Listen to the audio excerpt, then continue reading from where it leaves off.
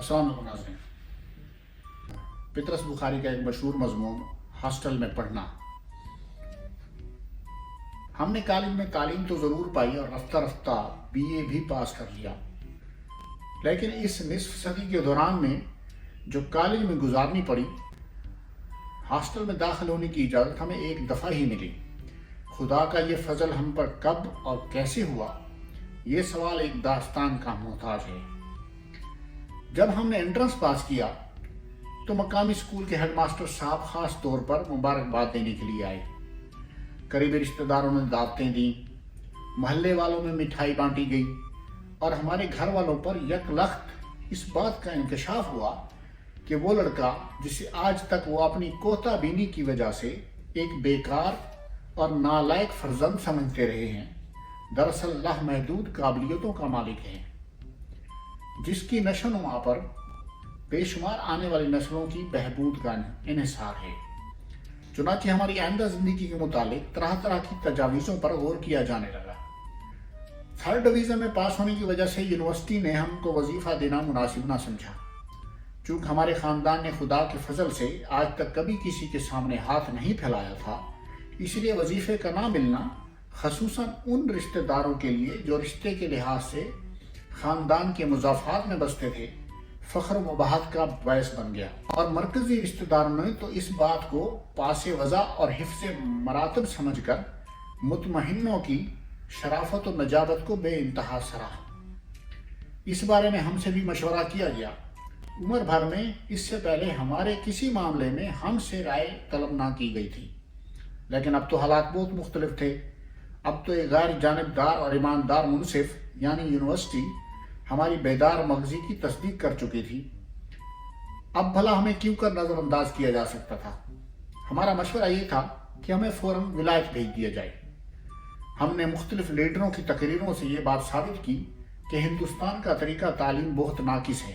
अखबारात में इश्तिहार दिखा दिखा कर ये वाज़ेह किया कि विलायत में कॉलेज की तालीम के साथ साथ फुर्सत के औकात में बहुत थोड़ी फीसें देकर बैक वक्त जर्नलिज्म, फोटोग्राफी, तसानीफ व तारीफ, दंदान साजी, ऐनक साजी, एजेंटों का काम गर्ज ये कि बेशुमार मुफीद और कम खर्च बाला नशीन पेशे सीखे जा सकते हैं और थोड़े अरसे के अंदर इंसान हर फनमोला बन सकता है। लेकिन हमारी तजवीज़ को फ़ौरन रद्द कर दिया गया, क्योंकि वलायत भेजने के लिए हमारे शहर में कोई रिवायात मौजूद ना थी। हमारे गिद्दोनवा में किसी का लड़का भी अभी तक वलायत ना गया था, इसलिए हमारे शहर की पब्लिक वहाँ के हालात से कतई नावाकिफ थी। हमारे वालिद, हेडमास्टर साहब और तहसीलदार साहब ने, इन तीनों ने मिलकर यह फैसला किया कि हमें लाहौर भेज दिया जाए। जब हमने ये खबर सुनी तो शुरू में हमें सख्त मायूसी हुई, लेकिन जब इधर उधर के लोगों से लाहौर के हालात सुने तो मालूम हुआ कि लंदन और लाहौर में चंदा फ़र्क नहीं। बाज़ वाकिफ़कार दोस्तों ने सिनेमा के हालात पर रोशनी डाली, बाज़ ने थिएटरों के मकासद से आगाह किया, बाज़ ने ठंडी सड़क वगैरह के मशागिल को सुलझा कर समझाया, बाज़ ने शाहदरे और शालामार की अरमान अंगेज़ फ़िज़ा का नक्शा खींचा। चुनांचे जब लाहौर का जोग्राफिया पूरी तरह हमारे जहन नशीन हो गया तो साबित ये हुआ कि खुशगवार मकाम है और आला दर्जे की तालीम हासिल करने के लिए बेहद मौजूद। इस पर हमने अपनी ज़िंदगी का प्रोग्राम वज़ा करना शुरू कर दिया, जिसमें लिखने पढ़ने को जगह तो ज़रूर दी गई, लेकिन एक मुनासिब हद तक, ताकि तबीयत पर कोई नाजायज़ बोझ ना पड़े और फितरत अपना काम हुस्न खूबी के साथ कर सके। लेकिन तहसीलदार साहब और हेडमास्टर साहब की नेक नियति यहीं तक महदूद ना रही। अगर वो एक आम सा मुजहमल सा मशवरा दे देते कि लड़के को लाहौर भेज दिया जाए तो बहुत खूब था, लेकिन उन्होंने तो तफसीलात में दखल देना शुरू कर दिया और हॉस्टल की ज़िंदगी और घर की ज़िंदगी का मुकाबला करके हमारे वालिद पर यह साबित कर दिया कि घर पाकीज़गी और तहारत का एक काबा और हॉस्टल गुनाह और मसीयत का एक दोज़ख है। एक तो थे वो चर्ब ज़ुबान, उस पर उन्होंने बेशुमार गलत बयानियों से काम लिया। चुनांचे घर वालों को यकीन सा हो गया कि कॉलेज का हॉस्टल जराइम पेशा अक़वाम की एक बस्ती है और जो तुलबा बाहर के शहरों से लाहौर जाते हैं, अगर उनकी पूरी तरह से निगहदाश्त ना की जाए तो वो अक्सर या तो शराब के नशे में चूर सड़क के किनारे किसी नाली में गिरे हुए पाए जाते हैं या किसी जुए खाने में ہزارہا روپے ہار کر خودکشی کر لیتے ہیں، یا پھر فرسٹ ایئر کا امتحان پاس کرنے سے پہلے ہی 10-12 شادیاں کر بیٹھتے ہیں۔ چنانچہ گھر والوں کو یہ سوچنے کی عادت پڑ گئی کہ لڑکے کو کالج میں داخل تو کیا جائے لیکن ہاسٹل میں نہ رکھا جائے۔ کالج ضرور مگر ہاسٹل ہرگز نہیں، کالج مفید مگر ہاسٹل مضر، وہ بہت ٹھیک مگر یہ ناممکن۔ جب انہوں نے اپنی زندگی کا نصب العین ہی یہی بنا لیا کہ کوئی ایسی ترکیب سوچی جائے جس سے لڑکا ہاسٹل کی زرد سے محفوظ رہے، تو کسی ترکیب کا سوچ جانا کیا مشکل تھا۔ ضرورت ایجاد کی ماں ہے، چنانچہ از حد غور و خوض کے بعد لاہور میں ہمارے ایک ماموں دریافت کیے گئے اور ان کو ہمارا سرپرست بنا دیا گیا۔ میرے دل میں ان کی عزت پیدا کرنے کے لیے بہت سے شجروں کی ورق گردانی سے مجھ پر یہ ثابت کیا گیا کہ وہ واقعی میرے ماموں ہیں۔ مجھے بتایا گیا کہ جب میں ایک شیر خوار بچہ تھا تو مجھ سے بے انتہا محبت کرتے تھے، چنانچہ فیصلہ یہ ہوا کہ ہم پڑھیں گے کالج میں، رہیں گے ماموں کے گھر۔ چنانچہ جب گرمیوں کی تعطیلات میں میں وطن کو واپس گیا تو چند مختصر مگر جامع مؤثر تقریریں اپنے دماغ میں تیار رکھیں۔ اس غلط فہمی کو دور کرنے کے لیے ہزارہا واقعات ایسے تصنیف کیے جن سے ہاسٹل کے قواعد کی سختی ان پر اچھی طرح روشن ہو جائے۔ سپرنٹینڈنٹ صاحب کے ظلم و تشدد کی چند مثالیں رقت انگیز اور ہیبت خیز پیرائے میں سنائیں۔ آنکھیں بند کر کے ایک آہ بھری اور بیچارے اشفاق کا واقعہ بیان کیا کہ ایک دن شام کے وقت بیچارہ ہاسٹل کو واپس آ رہا تھا، چلتے چلتے پاؤں میں موچ آ گئی، 2 منٹ دیر سے پہنچا، صرف 2 منٹ بس صاحب۔ اس پر سپرنٹینڈنٹ صاحب نے فوراً تار دے کر اس کے والد کو بلوایا، پولیس سے تحقیقات کرنے کو کہا اور مہینے بھر کے لیے جیب خرچ بند کروا دیا۔ توبہ ہے الہی۔ لیکن یہ واقعہ سن کر گھر کے لوگ سپرنٹینڈنٹ صاحب کے مخالف ہو گئے، ہاسٹل کی خوبی ان پر واضح نہ ہوئی۔ پھر ایک دن موقع پا کر بیچارے محمود کا واقعہ بیان کیا کہ ایک دن شامت اعمال بیچارہ سینما دیکھنے چلا گیا۔ قصور اس سے یہ ہوا کہ 1 روپے والے درجے میں جانے کی بجائے 2 روپے والے درجے میں چلا گیا۔ بس اتنی سی فضول خرچی پر اسے عمر بھر کو سینما جانے کی ممانعت ہو گئی۔ لیکن اس سے بھی گھر والے متاثر نہ ہوئے۔ ان کے رویے سے مجھے فوراً احساس ہوا کہ 1 روپے اور 2 روپے کی بجائے 8 آنے اور 1 روپیہ کہنا چاہیے تھا۔ انہی ناکام کوششوں میں تعطیلات گزر گئیں اور ہم نے پھر ماموں کی چوکھٹ پر آ کر سجدہ کیا۔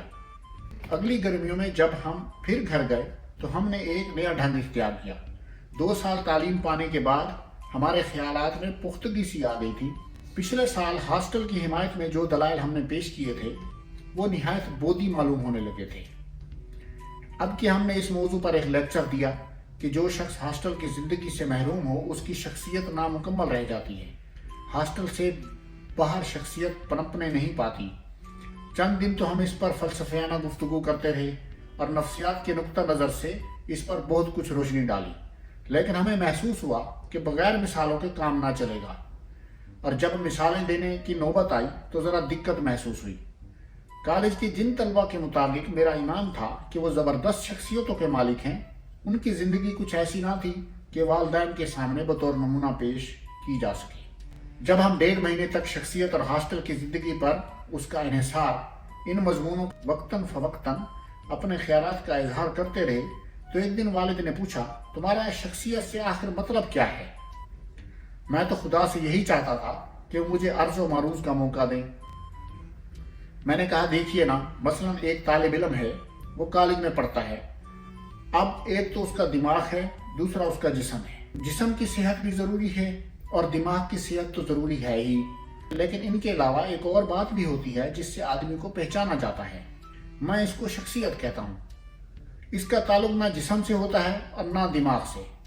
ہو سکتا ہے کہ ایک آدمی کی جسمانی صحت بالکل خراب ہو اور اس کا دماغ بھی بالکل بیکار ہو، لیکن پھر بھی اس کی شخصیت نہ خیر۔ دماغ تو بیکار نہیں ہونا چاہیے ورنہ انسان خبتی ہو جاتا ہے، لیکن پھر بھی اگر ہو بھی تو بھی گویا شخصیت ایک ایسی چیز ہے۔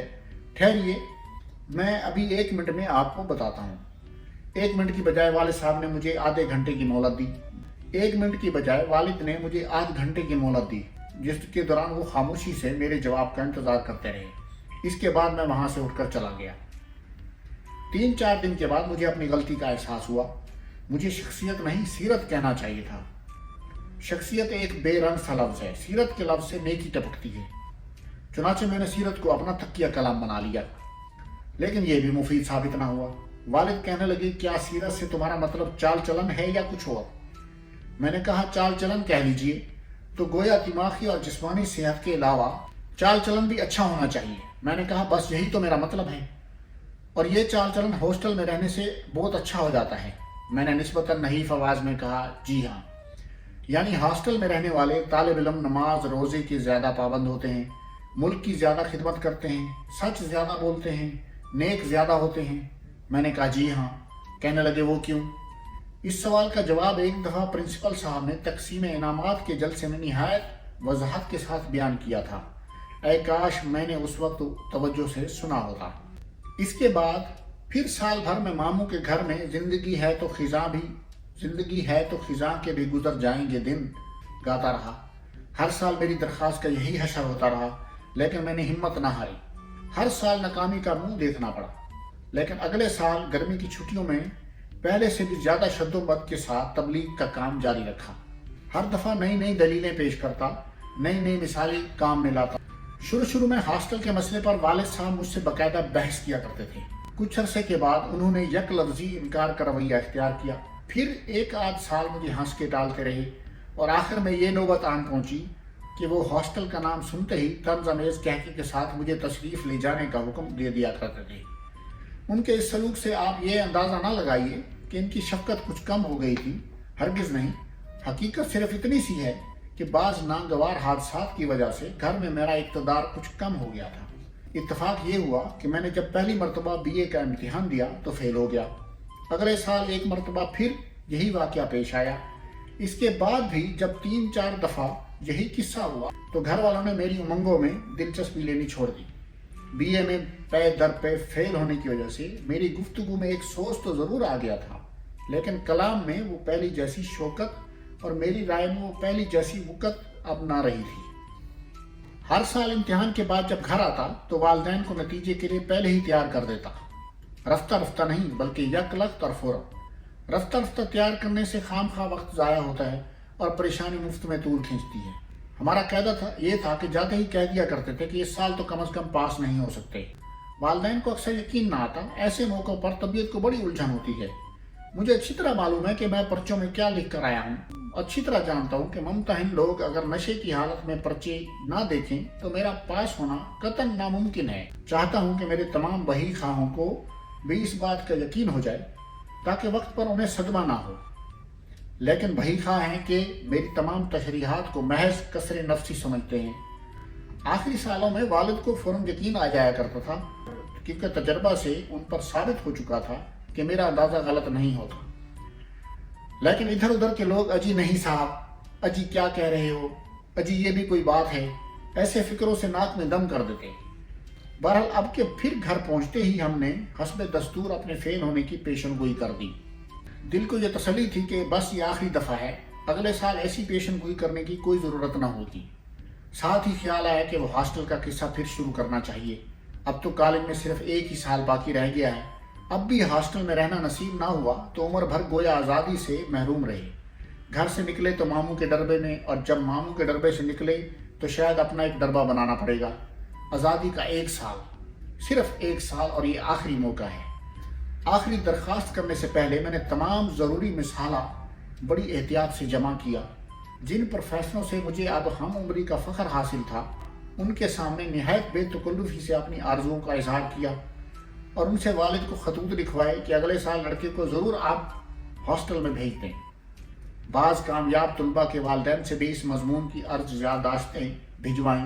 خود اعداد و شمار سے ثابت کیا کہ یونیورسٹی سے جتنے لڑکے پاس ہوتے ہیں ان میں سے اکثر ہاسٹل میں رہتے ہیں، اور یونیورسٹی کا کوئی وظیفہ یا تمغہ یا انعام تو کبھی ہاسٹل سے باہر گیا ہی نہیں۔ میں حیران ہوں کہ یہ دلیل مجھے اس سے پیشتر کبھی کیوں نہ سوچی، کیونکہ یہ بہت کارگر ثابت ہوئی۔ والد کا انکار نرم ہوتے ہوتے غور و خوض میں تبدیل ہو گیا، لیکن پھر بھی ان کے دل سے شک رفع نہ ہوا۔ کہنے لگے میری سمجھ میں نہیں آتا کہ جس لڑکے کو پڑھنے کا شوق ہو وہ ہاسٹل کی بجائے گھر پر کیوں نہیں پڑھ سکتا۔ میں نے جواب دیا کہ ہاسٹل میں ایک علمی فضا ہوتی ہے جو ارسطو اور افلاطون کے گھر کے سوا کسی اور کے گھر میں دستیاب نہیں ہو سکتی۔ ہاسٹل میں جسے دیکھو بحر علوم میں غوطہ زن نظر آتا ہے۔ باوجود اس کے کہ ہر ہاسٹل میں 200-300 لڑکے رہتے ہیں، پھر بھی وہ خاموشی طاری ہوتی ہے کہ قبرستان معلوم ہوتے ہیں۔ وجہ یہ ہے کہ ہر ایک اپنے اپنے کام میں لگا رہتا ہے۔ شام کے وقت ہاسٹل کے صحن میں جا بجا طلبہ علمی مباحثوں میں مشغول نظر آتے ہیں۔ علل صبح ہر ایک طالب علم کتاب ہاتھ میں لیے ہاسٹل کے چمن میں ٹہلتا نظر آتا ہے۔ کھانے کے کمرے میں، کامن روم میں، غسل خانوں میں، برآمدوں میں، ہر جگہ لوگ فلسفے، ریاضی اور تاریخ کی باتیں کرتے ہیں۔ جن کو ادب انگریزی کا شوق ہے وہ دن رات آپس میں شیکسپیئر کی طرح گفتگو کرنے کی مشق کرتے ہیں۔ ریاضی کے طلبہ اپنے ہر ایک خیال کو الجبرے میں ادا کرنے کی عادت ڈال لیتے ہیں۔ فارسی کے طلبہ رباعیوں میں تبادلہ خیالات کرتے ہیں۔ تاریخ کے دل دادا والد نے اجازت دے دی، اب ہمیں یہ انتظار کہ کب فیل ہوں اور کب اگلے سال کے لیے عرضی بھیجیں۔ اس دوران ہم نے ان تمام دوستوں سے خط و کتابت کی جن کے متعلق یقین تھا کہ اگلے سال پھر ان کی رفاقت نصیب ہوگی، اور انہیں یہ مژدہ سنایا کہ آئندہ سال ہمیشہ کے لیے کالج کی تاریخ میں یادگار رہے گا، کیونکہ ہم تعلیمی زندگی کا ایک وسیع تجربہ اپنے ساتھ لیے ہاسٹل میں آ رہے ہیں، جس سے ہم طلباء کی نئی پود کو مستفید فرمائیں گے۔ اپنے ذہن میں ہم نے ہاسٹل میں اپنی حیثیت ایک مادر مہربان کی سی سوچ لی، جس کے ارد گرد نا تجربہ کار طلباء مرغی کے بچوں کی طرح بھاگتے پھریں گے۔ سپرنٹینڈنٹ صاحب، جو کسی زمانے میں ہمارے ہم جماعت رہ چکے تھے، لکھ بھیجا کہ جب ہم ہاسٹل میں آئیں تو فلاں فلاں مراد کی توقع آپ سے رکھیں گے اور فلاں فلاں قواعد سے اپنے آپ کو مستثنی سمجھیں گے۔ اطلاع عرض ہے، اور یہ سب کچھ کر چکنے کے بعد ہماری بد نصیبی دیکھیے کہ جب نتیجہ نکلا تو ہم پاس ہو گئے۔ ہم پہ تو جو ظلم ہوا سو ہوا۔ یونیورسٹی والوں کی حماقت ملاحظہ فرمائیے کہ ہمیں پاس کر کے اپنی آمدنی کا ایک مستقل ذریعہ ہاتھ سے گنوا بیٹھے۔ بہت شکریہ۔